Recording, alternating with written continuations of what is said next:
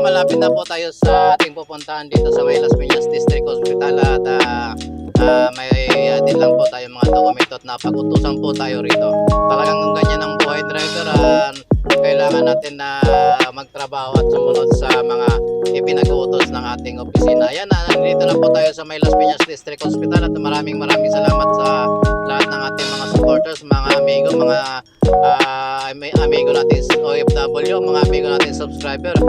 Maraming salamat sa inyo mga amigo at ingat po kayo at maraming salamat po. Bye bye mga amigo, love you all, ingat po.